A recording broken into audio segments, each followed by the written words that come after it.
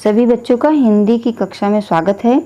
आज हम इस वीडियो में पढ़ेंगे चतुर्थ पाठ संस्कृत खंड से लिया गया कक्षा 12 का ऋतु वर्णनम पाठ का अनुवाद हम पिछली वीडियो में पढ़ चुके हैं। आज हम इस वीडियो में जानेंगे कि इसमें संस्कृत के उत्तर किस प्रकार से बोर्ड परीक्षा में लिखे जाते हैं।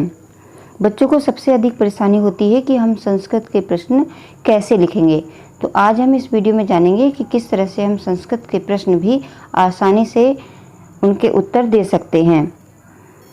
ऋतुवर्णम पाठ का जब हम अनुवाद पढ़ा था तो उसमें हमने 3 ऋतुओं के बारे में जाना था। पहले में वर्षा ऋतु, दूसरे में हेमंत ऋतु और तीसरे में बसंत ऋतु। तीनों ही ऋतुओं से संबंधित जो श्लोक थे उसका अनुवाद हमने उस वीडियो में सीखा था। और अगर किसी ने आपने उस वीडियो को नहीं देखा है तो उसका लिंक डिस्क्रिप्शन बॉक्स में दे दिया गया है, आप वहां से जाकर के उस वीडियो को देख लें। वो वीडियो 3 भाग में बनी है, पहले में वर्षा ऋतु, दूसरे में हेमंत और तीसरे में बसंत। पूरे पाठ को समझने के लिए आपको तीनों ही भाग देखने पड़ेंगे, तभी उसका अनुवाद अच्छी तरह से समझ में आएगा। तो आज हम इसमें देखेंगे कि तीनों ही ऋतुओं से संबंधित प्रश्न इस वीडियो में जो पूछे जा रहे हैं उसके हम किस प्रकार से उत्तर लिखेंगे। देखिए, पहला प्रश्न है, हेमंते विपुष्पा वनराजे कथम प्रतीयन्ते। हेमंते विपुष्पा वनराजे कथम प्रतीयन्ते। तो इसका हमें देखिए प्रश्न का उत्तर देने के लिए हमें केवल देखिए हेमंते प्रश्न में से ही उतार लेना है, विपुष्पा भी, वनराजे भी। यहाँ तक तो हमें प्रश्न में से ही शब्द उतारने हैं। ये जो कथम लिखा हुआ है इसी की जगह हमें 2 शब्द याद करने हैं, प्रसुप्ता इव। अब इतना तो बच्चे याद कर ही सकते हैं कि प्रसुप्ता इव। अब ये देखिए प्रत्यंते यहाँ से ही प्रश्न में से ले लेना है। अभी कितना आसान हो गया। आपको इस प्रश्न का उत्तर अगर देना है तो अगर आप रट्टा मारेंगे कि हेमंते विपुष्पा वनराजे प्रसुप्ता इव प्रत्यंते, तो आप बिल्कुल भूल जाओगे। बस आपको इतना याद रखना है कि हमें यहाँ पर जो कथम लिखा हुआ है इसके में हमें 2 शब्द लिखने हैं, वही आप याद कर लीजिए, प्रसुप्ता इव। ये आप प्रसुप्ता इव को याद रखिए और इन 2 शब्दों को कथम की जगह रख दीजिए। और बाकी देखिए प्रश्न में से ही उतारना है, हेमंते विपुष्पा वनराजे प्रसुप्ता इव प्रतीयन्ते। कितना आसान हो गया प्रश्नों का उत्तर देना संस्कृत में भी। अगला प्रश्न है, वर्षा काले पर्वत शिखराणि के तुलितानि। वर्षा काले पर्वत शिखराणि के तुलितानि। अब यहाँ पर देखिए हमें जो है ये के की जगह अपना उत्तर रखना है। तो देखिए वर्षा काले यहाँ से ऐसे ही उतारना है, पर्वत शिखराणि, और यहाँ पर के की जगह हमें 2 शब्द याद रखने हैं, मुक्ता फले पे भ्रूसिता स और तुल्यतानी। तो इसमें यहीं पे भी लिखा हुआ है तुल्यतानी, तो इसमें से हम तुल्यतानी भी ले लेंगे। ठीक है, तो आपको इस प्रश्न के लिए भी 2 ही शब्द याद करने हैं। कौन से? मुक्ता फलों पे भ्रूसिता स है। ठीक है, अब तीसरा प्रश्न है, बसंत काले वृक्षा कीदृश भवन्ति। इसमें पूछा जा रहा है कि बसंत काल में वृक्ष कैसे हो जाते हैं, कैसे होते हैं। तो बसंत काले वृक्षा, देखिए यहाँ तक इसमें से प्रश्न उतारना है, प्रश्न से ही शब्द लेने हैं। तो कैसे हो जाते हैं? पुष्पयुक्ता, फलयुक्ता च। अब इतना तो याद कर ही लेंगे कि जो बसंत काल में वृक्ष जो पुष्पों से युक्त हो जाते हैं और फल से जो है युक्त हो जाते हैं। तो यहाँ पर लिखना है कीदृशी का जगह लिखना है कीदृशा के पुष्पयुक्ता फलयुक्ता च, और भवंती तो यहाँ लिखा ही हुआ है तो इसमें से यहाँ पे भवंती लिख देंगे।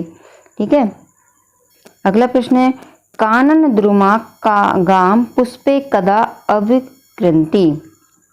कानन द्रुमा का पुष्पे बसंते अवकृंति। तो यहाँ पर देखिए कानन द्रुमा ऐसे ही लिखना है, गाम लिखना है, पुष्पे लिखना है। अब यहाँ पर सिर्फ देखिए कदा की जगह एक ही शब्द आपको लिखना है, वो है बसंते। इसका मतलब है कि यहाँ पर जो है पेड़ों पर कब पुष्प विकसित होते हैं। अब तो यहाँ पर देख कदा, कदा शब्द है, यहीं पर आपको एक शब्द याद रखना है कि यहाँ पर हमें लिखना है बसंते। यहाँ कदा की जगह सिर्फ बसंते लिखना है पूरा। देखिए बिल्कुल कानंद्रुमा गाम पुष्पे अविग्रंथि यहाँ से ले लेना है। इतना तो याद ही कर लें, कितना आसान हो गया। अब ऐसे ये रट्टा मारेंगे कि कानंद्रुमा का पुष्पे बसंते अविग्रंथि, तो याद बिल्कुल भी नहीं होगा, भूल जाएंगे। इसको बहुत ही ध्यान से समझना है कि प्रश्न पूछा क्या जा रहा है और उसमें आपको जवाब क्या देना है। आप पहले प्रश्न को समझ लीजिए कि वो पूछ क्या रहा है, फिर उसका जवाब दीजिए। अगर आपको समझ में आ गया ये पूछ रहे हैं कि पेड़ों पर कब पुष्प आते हैं, कौन सी ऋतु में आते हैं, ये इनका इस तरह से पूछ रहे हैं, तो यहाँ पर आप देंगे बसंत में आते हैं भाई, बसंते आएंगे तो बसंत यहाँ पे लिख देंगे। कितना आसान हो गया देना उत्तर संस्कृत में। अब अगला प्रश्न है हेमंत ऋतु दिवसा की दृशा भवंती। हेमंत ऋतु में दिवस की क्या दशा होती है, दिन कैसा होता है? तो हेमंत ऋतु दिवसा, देखिए अब यहाँ से शुरू करेंगे। अत्यंत सुख संचारा सुभगा अद्वितीय छाया सलिल दुर्भग। यहाँ पर हमने पढ़ा था। इस प्रश्न में पूछा जा रहा है कि हेमंत ऋतु में दिन की क्या दशा होती है। तो हेमंत ऋतु में सबको पता है जो जाड़े की ऋतु होती है, जो है अत्यंत सुख का संचार होता है उसमें। और जो सूरज होता है आदित्य का, यहाँ पर देखिए लिखा हुआ है आदित्य सूर्य का पर्यायवाची है। तो जो सूर्य की जो गर्मी होती है वो बहुत ही अच्छी लगती है। जाड़ों के दिनों में जो धूप होती है वो बड़ी ही सुखदायी होती है। और बुरा क्या लगता है जाड़ों में? छाया, छाया बुरी लगती है। और सलिल, सलिल माने पानी, ठंडा पानी बहुत बुरा लगता है। सभी को पता है कि जाड़ों में पानी और छाया दोनों ही बुरी लगती है। जहाँ पर धूप होती है वहीं लोग जा जाकर जाड़ों में बैठ रहे होते हैं। जाड़े को ही हेमंत ऋतु कहते हैं। तो यहाँ पर वो पूछ रहे हैं कि हेमंत ऋतु में दिन की क्या दशा होती है, दिन कैसा होता है। तो इसमें यही बताना है कि दिन भाई अत्यंत सुख संचारी होती है। क्या? धूप, धूप जो है बहुत ही अच्छी लगती है, सुख का संचार करती है। देखा है जाड़ों में जहाँ धूप होगी वहीं लोग बैठना पसंद करते हैं। और छाया, छाया में कोई नहीं बैठना पसंद करता है जाड़ों में। और ठंडा पानी सभी को अच्छा नहीं लगता है जाड़ों में। तो इस तरह से जाड़े की जो हेमंत ऋतु की दिन की दशा होती है, यानी छाया और पानी बुरा लगता है, लेकिन सूर्य की जो गर्मी है, जो धूप है, वो बहुत अधिक अच्छी लगती है। तो आपका इसी तरह से जवाब देना है कि हेमंत ऋतु दिवसा की दृशा भवंती। तो आप देंगे हेमंत ऋतु दिवसा, यहाँ से अत्यंत सुख संचारा सुभगा अद्वितीय छाया सलिल दुर्भगा। अगला प्रश्न है वर्ष तो निंद्रा विहाय के नंदती। मतलब कौन जो है निंद्रा को छोड़ देता है वर्षा ऋतु में, किसकी नींद टूट जाती है? तो वर्ष तो मंडूका, मंडूका कहते हैं मेंढक, मंडूका का अर्थ है मेंढक। तो मेंढकों की वर्षा ऋतु में आपने सुना देखा होगा, ये सुनी होगी उनकी आवाज़, टर की आवाज़ आती रहती है। और ये बरसात में ही बोलते हैं। तो ये माना जाता है कि बरसात में मेंढकों की नींद जो है टूट जाती है। तो इसमें ये पूछ रहे हैं कि वर्ष तो निंद्रा विहाय के नंदती, कि कौन अपनी नींद को छोड़ करके बोलने लग जाते हैं। तो कौन बोलने लग जाते हैं? मंडूका। यहाँ पर देखिए के ये पर वर्ष तो बस एक शब्द ही तो आया है, मंडूका यहाँ पर जवाब देना है आपको। वर्ष तो निंद्रा विहाय के नंदती, तो वर्ष तो मंडूका निंद्रा विहाय नंदती। अगला प्रश्न है के काल है प्रचुर मंथ्रय भवती। तो बसंत काल प्रचुर मंथ्रय भवती।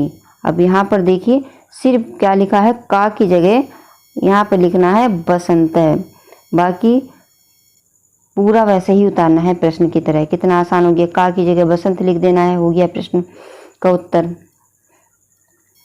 अगला प्रश्न है हेमंते वृक्षा लताश्च प्रसुप्ता इव कथम प्रतीयन्ते। अब देखिए हेमंते वृक्षा लता अवशोष्य अतमानुद्धा निहारतम साव्रता प्रसुप्ता इव प्रतीयन्ते।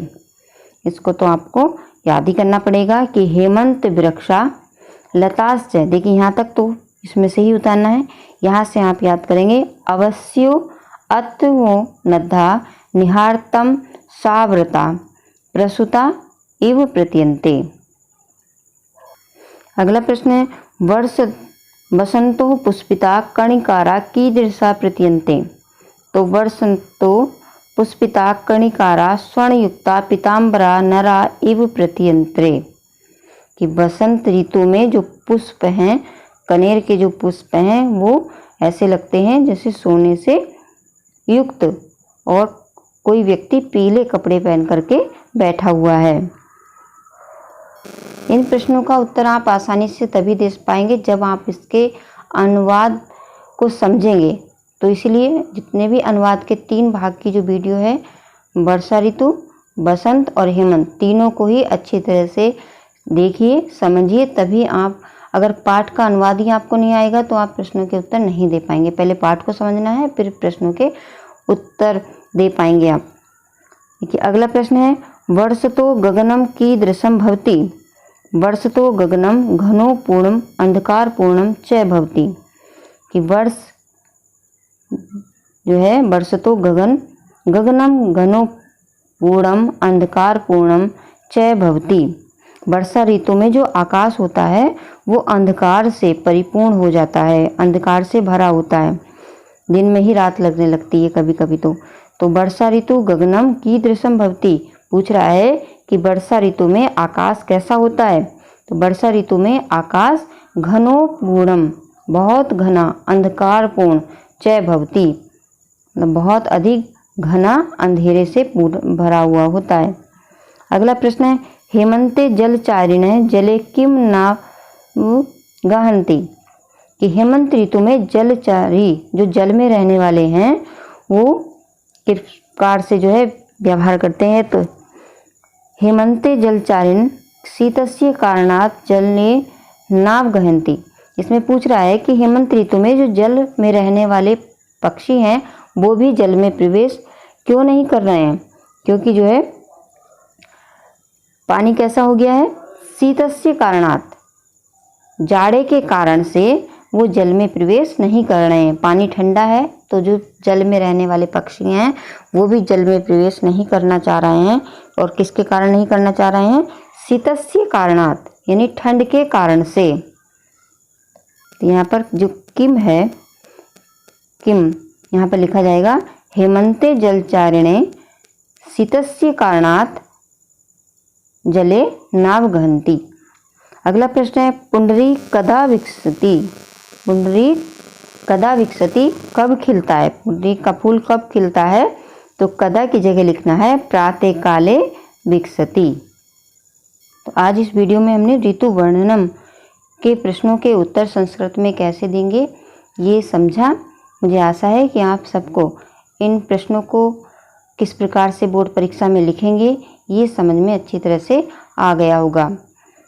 अगर आ गया है तो वीडियो को लाइक करिए और अपने मित्रों के साथ शेयर करिए। धन्यवाद।